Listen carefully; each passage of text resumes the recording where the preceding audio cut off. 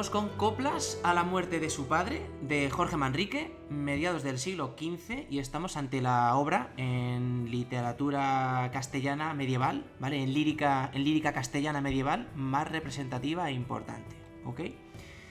Para analizar la misma, como siempre, vamos a estructurarla o dividirla en 4 epígrafes diferenciados, que serían primero la ubicación, donde pues damos un poco de contextualización histórica, cronológica, hablamos del autor, etc. Después seguimos con la estructura y el tema. En este caso las coplas las podríamos dividir en 3 partes diferenciadas, con temas más o menos distintos. Luego seguimos con los aspectos formales, temas métricos, figuras retóricas, etc., ¿vale?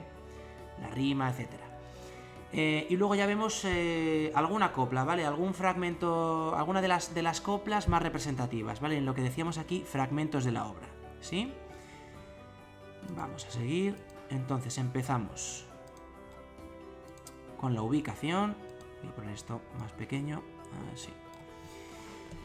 Vamos a ver, la segunda mitad del siglo XV será la que marque la vida de Jorge Manrique, 1440-1479. Vale, y su vida se va a desarrollar en lo que es el contexto de las guerras civiles que tuvieron lugar a final de este siglo en Castilla. Tenemos 2 facciones enfrentadas entre sí. La facción isabelina, de la que luego sería Isabel la Católica, y la facción de Juana, de Doña Juana, que se apodaba, la llamaban Juana la Beltraneja, porque se suponía que era una hija ilegítima del rey. ¿De acuerdo?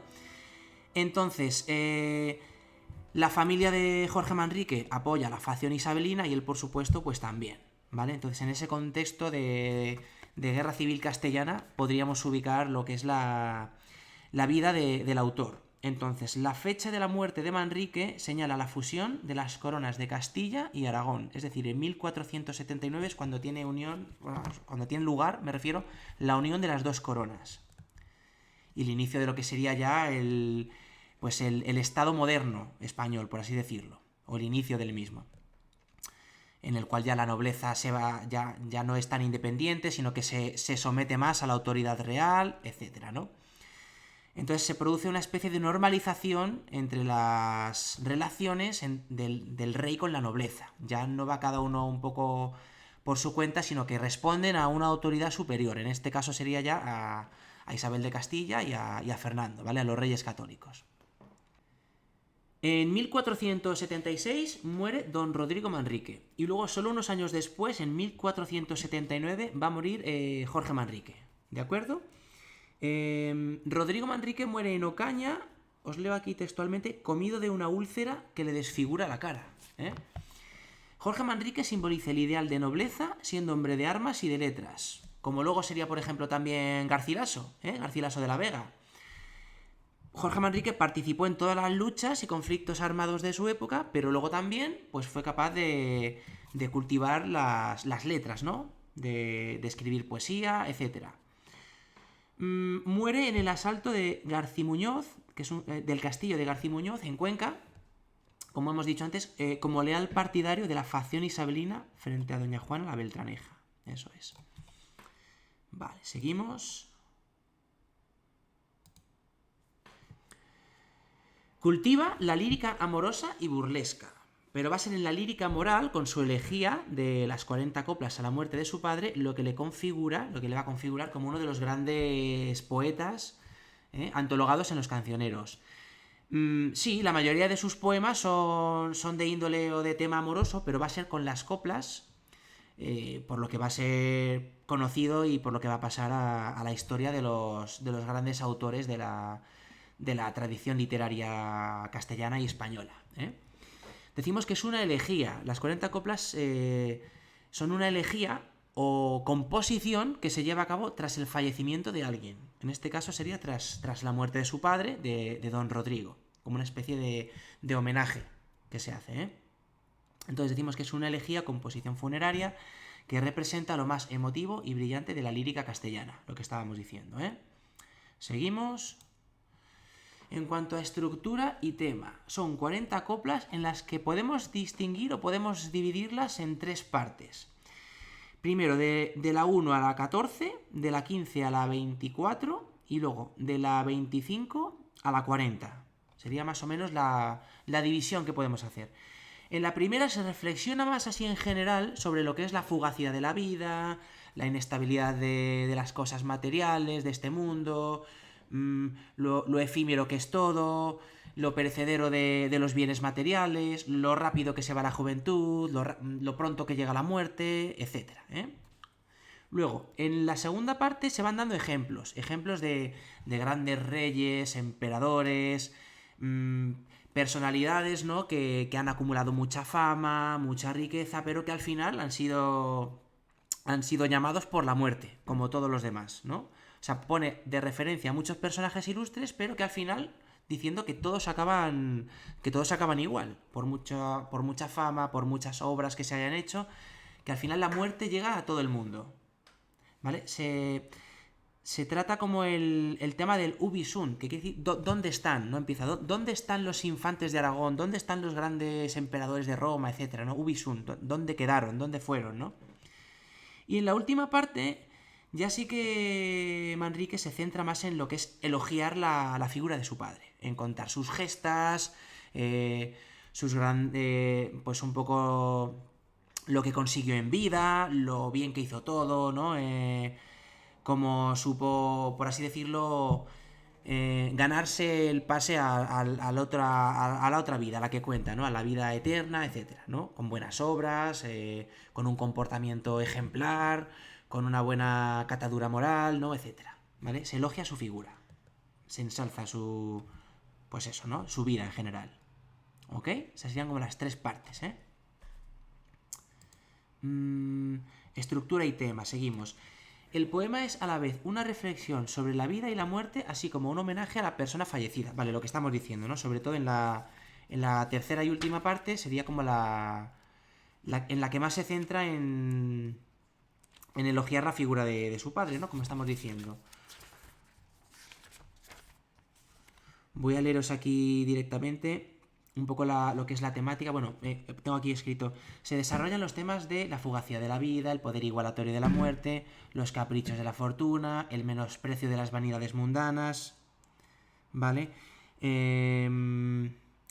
Os leo aquí textualmente de apuntes que tengo: la fortuna, cuya rueda no se para nunca, ¿no? Los transitorios bienes. Se pone de relieve el concepto, ¿no? En latín del memento mori, que quiere decir que recuerdes la muerte, ¿no? Que siempre está presente, que siempre puede llegar en cualquier momento, cuando menos te esperes, etcétera, ¿vale? Por supuesto, ¿vale? La muerte, el menosprecio del mundo, de los bienes materiales, lo que decía antes, ¿vale? El inmenso poder igualatorio que tiene la muerte, ¿vale? Que es igual para todos. Como dicen en las coplas, ¿no? Igual para los que trabajan, igual para los ricos, como para los que trabajan por sus manos. Que llega igual a reyes que a pastores de ganado, te dicen en las últimas coplas, ¿eh? A medida que la vida se hace más densa de atractivos, adquiere más relieve el fenómeno de su efímera duración, ¿vale? Ese sería el tema principal que está presente en todas las coplas, ¿eh? Decimos que es una poesía elegíaca motivada por la muerte, lo que estamos diciendo, es una reflexión sobre la vida y la muerte otra vez, y lo que decíamos de su padre, que se pone al muerto, al fallecido, como un ejemplar compendio de excelencias, tengo aquí puesto. ¿De acuerdo? Se distinguen dentro de la obra tres vidas diferentes, ¿vale? Sería como la primera sería la vida terrenal, la perecedera, en la que todo pasa muy deprisa, nada es durable, nada perdura, todo es efímero, ¿eh? La segunda sería la vida eterna, la imperecedera, la del más allá, la que cuenta, por así decirlo, ¿no? Pero luego pone una especie de... pone de relieve una tercera vida, por así decirlo, que sería la vida de la fama.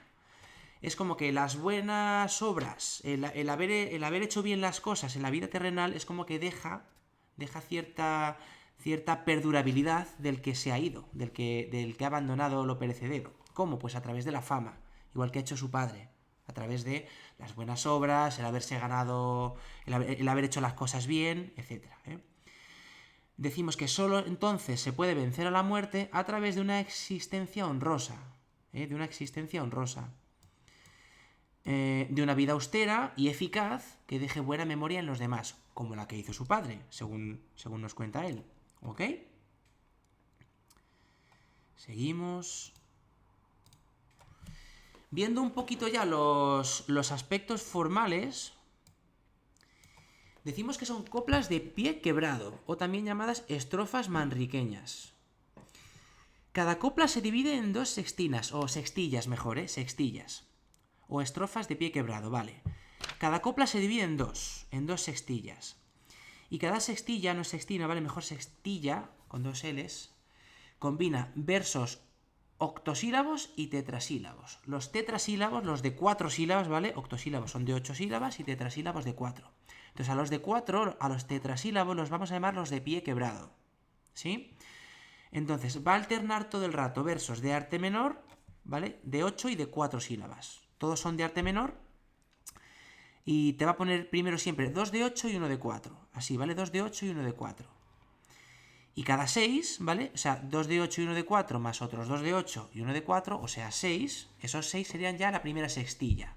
Si le sumamos la segunda sextilla, ya tendríamos la copla entera. Ahora lo vemos en ejemplos, ¿eh? Como decía, el pie quebrado siempre es el de 4, ¿vale? El tetrasílabo, el de 4 sílabas. Y luego la rima es consonante. Nada que ver, por ejemplo, como la rima del Cid, que era sonante, que solo rimaba a lo mejor la A, o la doble A, o la O, ¿vale? Aquí no, aquí es vocales y consonantes. ¿Ok? Mirad, aquí tendríamos una copla. Esta es la primera de todas, que es la más conocida. Recuerde el alma dormida, avive el seso y despierte contemplando cómo se pasa la vida, cómo se viene la muerte tan callando. Ahí tendríamos la primera sextilla. Fijaros, recuerdel, ahí hay una sinalefa, recuerdel alma dormida, 8, ¿vale? 8, y ponemos A porque rimaría luego ya con la de cómo se pasa la vida. Entonces tenemos dormida con vida. ¿Veis la rima? Consonante, I de A, ¿ok? Entonces, recuerde el alma dormida, avive el seso y despierte, las dos serían de 8.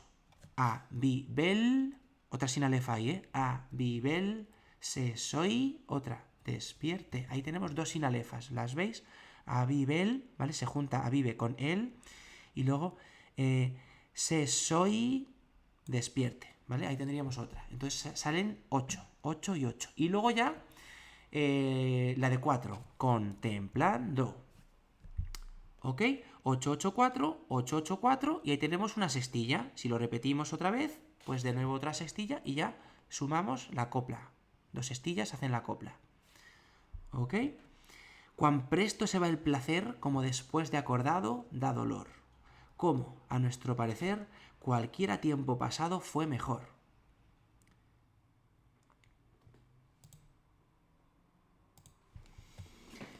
Mirad, en esta copla 3 os leo. Nuestras vidas son los ríos que van a dar en el mar, que es el morir. ¿Veis aquí la comparativa, ¿no? De la vida con un río y de la muerte con el mar. Allí van los señoríos derechos a se acabar y consumir. Allí los ríos caudales, allí los otros medianos y más chicos. Allegados son iguales los que viven por sus manos y los ricos. ¿Qué nos está diciendo? Que no importa el poder, el dinero, la condición social que tenga una persona, ¿vale? Porque la finalidad donde va a acabar es la misma para todos. Para los ríos caudales, o sea, para los ricos, para los poderosos, ¿no? Para los medianos y para los pobres, para los ríos chicos. Al final dice, allegados son iguales. Todos al final acabamos en el mismo mar, en la muerte, ¿no? En el mismo sitio. Se pone otra vez de manifiesto lo que decíamos, ¿no? El poder igualatorio de la muerte, ¿no? Del cual nadie puede escapar y contra la que no se puede luchar, ¿vale? Por mucho poder, por mucho dinero, por muchos bienes materiales que se posean, al final como que todo acaba en lo mismo, ¿sí? Es un tema muy recurrente, ¿no? En todas las coplas, de la primera a la 40, todo el rato. El tema de la muerte está presente continuamente, ¿eh? Copla 5. Este mundo es el camino para otro, que es morada sin pesar. Es decir, esta vida es transitoria, es efímera, es perecedera, no dura, ¿vale? No es consistente, sino que es como un camino, una transición para la morada sin pesar, ¿no? Para el otro, para la otra vida, ¿eh? Que ahí ya no hay pesar, es ya como la vida que de verdad cuenta, la que viene, no esta, ¿eh? Pero a pesar de eso, cumple tener buen tino para andar esta jornada sin errar, como supuestamente hizo su padre, ¿eh? No se puede, por así decirlo, vivir de cualquier manera. Hay que hacer las cosas bien y llevar, por así decirlo, una existencia honrosa, una vida que haya merecido la pena ser vivida, ¿eh? Haciendo las cosas bien. Partimos cuando nacemos. O sea, fijaros ya, aquí ya la primera en la frente, ¿no? Dice, nada más nacer empezamos ese camino, ¿no? Dirigidos, por supuesto, ya sabéis dónde, a la muerte, ¿no? Ya desde el mismo nacimiento, para Manrique ya partimos. Es un camino. Un viaje, ¿no? Partimos cuando nacemos, andamos mientras vivimos y llegamos al tiempo que fenecemos, que morimos. Así que cuando morimos, descansamos. La temática yo creo está bastante clara, ¿eh? Fijaros en los versos de Pie Quebrado. Por ejemplo, nuestras vidas son los ríos que van a dar en el mar, y luego dice, ¿qué es el morir? ¿Qué es el morir? Sería el verso, el tetrasílabo, ¿no? De Pie Quebrado. ¿No veis que da como al leerlo, da una especie de ritmo o de estilo como más solemne, ¿eh? Dice, allí van los señoríos derechos a se acabar y consumir. Es como que da cierta... En la progresión, ¿no? que se lleva a cabo, al leer los versos, como que da cierto sentido de solemnidad, ¿vale? Esa es la intención que quiere conseguir el autor al poner los versos de Pie Quebrado, ¿de acuerdo? Mirad, os propongo aquí, en este PDF, una serie de actividades. Mirad, actividad 1 que tenéis que ir haciendo. Analicéis métricamente la copla 14 y decir qué tono da el ritmo entrecortado por los versos de Pie Quebrado, lo que acabamos de decir. Ese ritmo de mayor solemnidad, de incluso melancolía, etc. ¿Qué es una sinalefa? Dais la definición y luego buscáis 2 ejemplos en la copla 1. Hasta la copla 8 se insiste sobre la rapidez con que transcurre la vida. ¿Qué temas se tratan en las coplas de la 8 a la 13? Lo escribís. ¿En qué coplas se utiliza el modo imperativo para apelar al lector y atraer su atención? Como de mandato, ¿no? De apelación al lector. A ver en qué coplas podéis localizar que se use el modo imperativo. Expliquéis el contenido de la copla 3, que ya la hemos visto. ¿Qué 2 metáforas utiliza el autor para referirse a la vida humana? Que también hemos hablado de ello en las coplas 3 y en la 5. Las repeticiones intensifican el sentimiento poético, dan como más énfasis, ¿eh? Señala dónde se encuentran las más expresivas, las que vosotros creáis que conllevan mayor expresividad. Y para terminar, analizáis el tema de la muerte, así en general, en las coplas de Jorge Manrique. Está un poco más así para redactar. Hacéis como una pequeña redacción de lo que sería el trato que hace concerniente a la muerte el autor en las 40 coplas, así en general. No os detenéis particularmente en ninguna, pero así en general, en las 40. Muy bien, pues eso sería todo. Vais haciendo las actividades y cualquier cosita me vais diciendo. Venga, un saludo.